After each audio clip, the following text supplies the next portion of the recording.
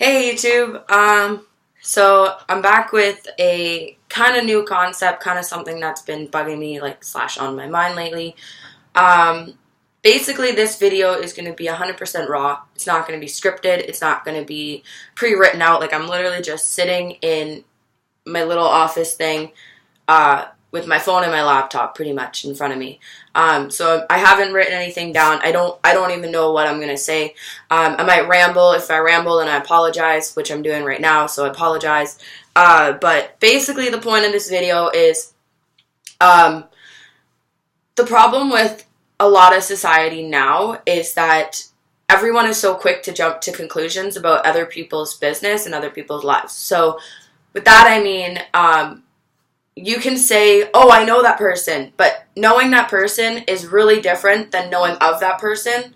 And if you live in a small town, which I guess Kitchener-Waterloo isn't really that small anymore, but back then it was a small town. And if you live in a small town, word travels around really fucking fast. So if you do one thing wrong, suddenly everybody knows about it. So this video is mostly just to kind of like tell my story, I guess, or a little bit about my story over the last however many years, since I was a kid, all that stuff.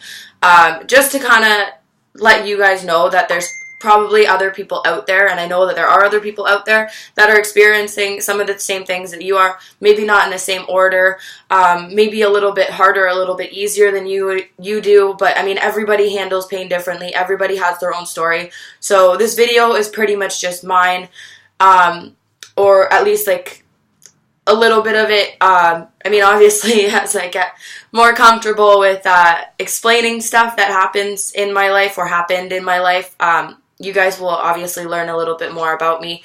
But today is the beginning of just letting it out, pretty much. So I think I'm going to start probably when I was younger. So recently I found out that my parents got divorced when I was 10. So, I mean, I dealt with all that at such a young age, but at an age where I didn't really fully understand what was going on. My sister was a couple years older than me, so she kind of got it a little bit. I think it probably was a lot worse for her, considering the fact that she understood it more. But my parents got divorced when I was 10. How it happened or whatever, whose idea it was, I think it was honestly just a mutual agreement. I think neither parties were happy. And recently I found out that my mother actually wasn't happy pretty much since I was born. My parents, I guess, just kind of stuck it out and tried to like push forward in order for us to like actually live a somewhat normal life, I guess you could say. So my mom just kind of like pushed through it and wanted to like try to make it work and whatever. But I mean, if two people aren't meant to be together, then you can't really force that to happen. So my parents got divorced when I was 10. Me and my sister got split up. My sister was over the age of 12, so she got to kind of pick where she wanted to live. I didn't because I was 10. So my sister went off with my dad, and they moved to Cambridge, which is, anybody who knows Kitchener-Waterloo, it goes Waterloo, Kitchener, Cambridge, so it's like probably a 20-minute drive, but still, that's far when you're a kid. So my sister and my dad moved to Cambridge, and my mom and I stayed in Waterloo. We would often go back and forth between households, but it ended up really becoming a pain in the ass, like every weekend to like go here and back and forth and all that stuff. So I would kind of go see my dad whenever I could, but I mean, with the divorce, it was such a messy situation. Obviously at that age, like, you don't understand really what your parents are telling you. Like, you try, but you don't fully comprehend what they're actually saying. And it was really, really poisonous because I would hear things that I shouldn't hear from my parents. My parents, they would involve us in this drama so much that we were literally being pulled from one side and the other. And it's not just, oh, well, your mother said you can't do that, so I'm going to let you do it. It's like, your mother does this, your father does this, your mom's like this, your father's like this. Like, it was like we're getting kind of told different things. And obviously at a young age, you're going to believe whatever you hear, because when you're growing up, you're supposed to be able to trust what your parents tell you. You're not really supposed to question it, because they're supposed to be there to support you and comfort you and protect you.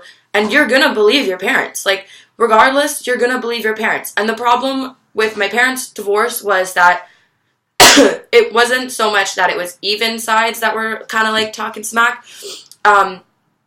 It was more so coming from my dad's side.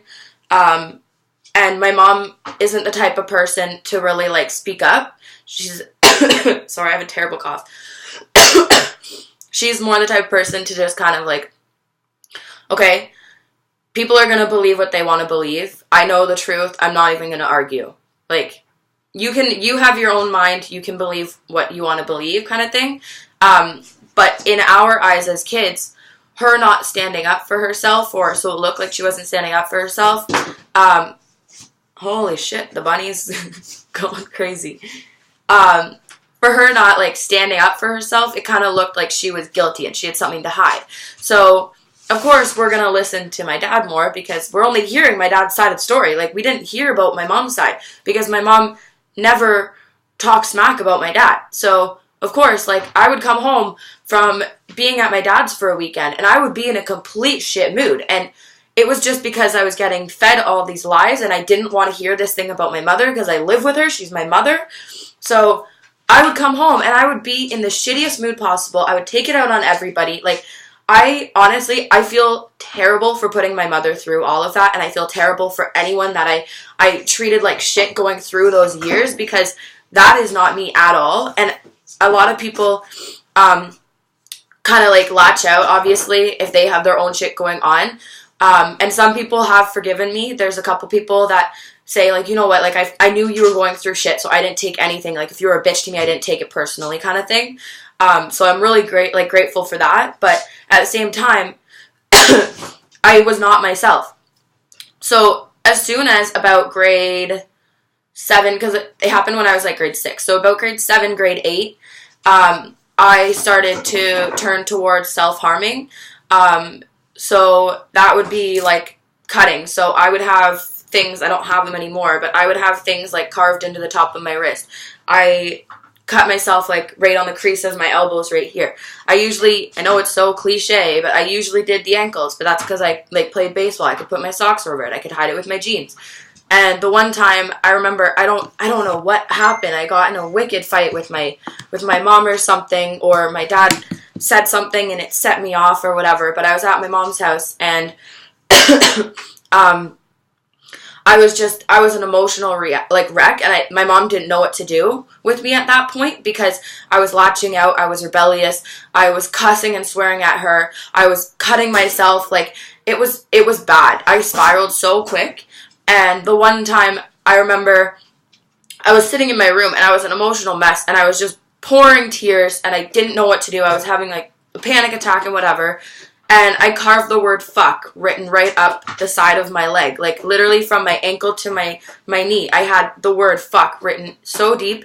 And I remember my mom coming in, and she didn't know what to do. She was just panicking, and she was like, "Are those scissors under your blanket or whatever?" And I'm screaming at her. I'm like, "Fuck you. Don't talk to me. Get the fuck out. You're not fucking helping. I don't want anything to do with you." And I started latching out at her.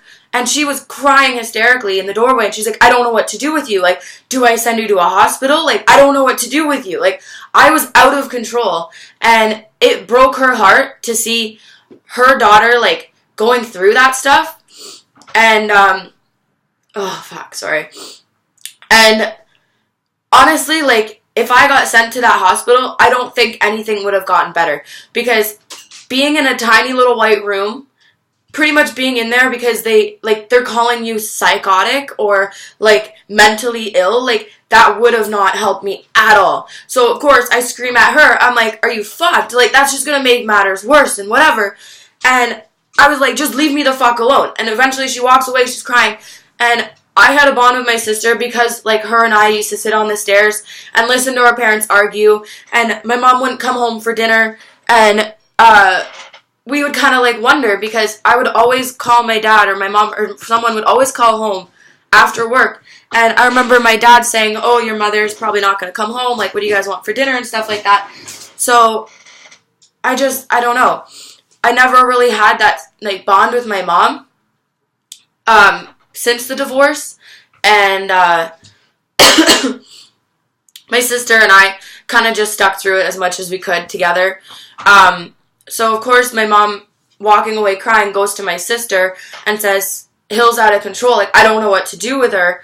Like, she's cutting herself. Her leg's all cut up and stuff. Like, I don't know what to do. And so my sister comes in and she's like, okay, come downstairs, because she had her bedroom in the basement. She's like, come downstairs. Like, let's look at this and, like, tell me what's going on. So I just poured out everything that was stressing me out and bugging me and, like, all of my emotions out to her. And she just sat there and cleaned up all my cuts, wrapped them up with Band-Aids and stuff. And I had to go to baseball for the next couple weeks with my socks pulled up high and Band-Aids under my socks. And nobody knew what was going on because, of course, like, depression, you're going to slap on a smile because you don't want to drag people down with your bullshit. So every time that people would see me acting all happy and stuff, I always come across as this happy-go-lucky person. But at the end of the day, I can sit there and say I'm honestly not happy at all. And even going through all that stuff, like, it kind of ruins you. Like, and I know there's people, obviously, that have had it worse. There's people that have worse problems and whatever. But in my case, my parents' divorce and my depression and my self-harm and my anger issues and all that stuff, like, it literally was a traumatic event for me. It changed me so much as a person, and the sad part is, if I think back to my childhood, I vaguely remember anything before 10 years old, because what's stuck in my head so much is 10 and up. I don't really remember my parents being happy. There's stories that my parents will say to guests or whatever, and be like, oh, do you remember that time when Hillary was 6 and she did this? She used to sleepwalk, blah, blah, blah. Like, I don't remember any of that at all. And from as long as I can remember is the divorce. The divorce, the fact that this guy that apparently was with my mom while my parents were divorced, but I soon found out that that was a lie. He was living with us. I wasn't happy about that, because in my head, what I was told was he ruined my family, so why the fuck are you in my house? So that's also why I was angry, was because he was still around, even though he, in my head at the time, was the prime example of why my family was fucked up and why I would never have my family back. And I will never be able to go on these family vacations again and do all this stuff as a family and come home and see my mom and dad, like, cooking dinner together. We will never have a family dinner again. And he was the reason. I hated him for the longest fucking time. The entire time. I hated him because he's the reason. He's the blame. Him and my mom. That's the blame. But then obviously, growing up, getting older, my mom tells me more of what happened and her side, because I need to know her side. And that was all bullshit. My parents were separated at that point. They had already decided that they're getting divorced. That's when she started seeing him. So that was something that was filled in my head at a young age. That was totally false. Then we lived on our own for a little bit, like me and my mom. My sister ended up coming back and living with us instead of my dad. And it was just the three of us in the house or whatever. And then out of nowhere, well, not really out of nowhere, I guess it was kind of me, but my mom started seeing somebody else, and then out of nowhere, literally like 3, maybe 4 months into the relationship, they decide they want to buy a house together. And that's great and all, like, if you live in different cities, but the fact is, they lived across the street from us. Like, I'm not even just kidding. Like, the bend that our street went, we were on the outside of the bend, and they were right on, like, the inside of the curve. Like, you could throw a fucking rock through their front door. That's how close they were. So why we had to move in with these people, I don't know. But whatever. That's a totally different story, because I'm already at 14 minutes, so I don't want to bore you guys with, like, the rest of my life for another hour. But basically, the moral of the story is when my parents got divorced, I spiraled. I had depression. I self-harm. I was never... I don't know if I would say suicidal because I never tried to kill myself, but I definitely had a lot of suicidal thoughts. And I remember my mom, instead of taking me to the hospital, she sent me to a child psychologist or whatever. So I used to go see this woman. Her name was Lisa. She was in Guelph. I used to go see her once a week or whatever, maybe twice a week, depending if it was a bad time in my life or whatever. And I saw her for about a year and a half. And I remember one time she wanted my mom in the room with us. And I used to write a lot of poetry. I used to write lyrics and stuff. So I was writing out my feelings because Lisa told me to write out everything, like all my anger and stuff. And this was honestly, like, probably the darkest thing that if you guys read it, you would ever read in your life. Like, this was so fucked. And I don't even want to read it again because I don't want to remind myself that I was in that such low place, you know. But she gave the letter to my mom. And as my mom's reading it, she just burst into tears because I was done. Like, I was completely done. I wanted nothing to do with life anymore. Like, I was so done with everything. Like, my family is destroyed. I have depression. I'm cutting, which helped a little bit because for anybody who doesn't understand the point of self-harm or anything like that, it, first of all, can become an addiction. I had an addiction. It was an escape. It is replacing emotional, mental pain with physical pain. So instead of feeling sorry for myself and, oh my God, this sucks and na, I could just sit there and focus on the fact that my arm is fucking burning. Like, that's why people cut. That's why people have alcohol addictions. That's why people have drug addictions, because it's replacing one pain with a different. Like, it's numbing the pain for a split second. And anybody who jokes about self-harm, like, fuck you, because you're ignorant piece of shit. Because people, this is not a joke. Like, if you sit there and you're like, oh, woe is me, like, that's different. But if you're literally, like, mentally in that state of, this actually feels really fucking good right now to have blood dripping down my leg, like, that is not a joke at all. So, when I went to see this psychologist, she, and I know a lot of people won't believe me, but she actually hypnotized me. She specializes in hypnosis. So she had me sit in this giant lazy boy chair and go in such a deep rest. And I remember, like, trying to fight it. I was trying to fight against the hypnosis, but my mind was still responding to her questions. And I just remember sitting there and I was trying to, like, lift my arm a little bit, or, like, lift my other arm, or, like, open my eyes, but I literally couldn't do it. Like, my body just sunk and was, like, 1,000 pounds, and I couldn't lift any part of my body. And she was talking about self-harm and whatever, and she was basically, like, hypnotizing me to not turn towards that when I get upset. And it actually worked for a really long time. Like, I would get those thoughts of, like, I just want to cut myself right now. I just want to fucking do it. But when I got to it, I would hold the things in my hand, and I couldn't do it. I could not put that blade, like, to my skin or anything. Like, I just could not do it. And it wasn't until about first year college that I actually, like, was like, fuck it, like, I'll do it. So, of course, I was super depressed in college, too. But that's when it kind of ended. And that was from grade 10 to first year college. So I did 5 years in high school. So do the math. Like, it lasted that fucking long. And this woman was amazing. Like, just going to her, just talking to her, and, like, just nitpicking everything and doing a lot of self-reflecting and reflecting on the whole situation at home and stuff, being able to get my feelings out and not being judged, it honestly helped so much. And I went from this little skater punk emo kid who literally walked around in black skinny jeans, oversized West 49 hoodies, tons of eye makeup, and, like, skater shoes, saying fuck the world pretty much, to, like, I actually went and liked wearing girly clothes. And I did my makeup normal, and I was into, like, some brand, so I, like, had my occasional Hollister stuff, and American Eagle, and, like, mostly Garage. I wore mostly Garage, but, like, that totally just changed my life, and I owe, like, so much to this woman. I don't even know her last name. I just know her name is Lisa, so if she happens to watch this someday, you are a saint.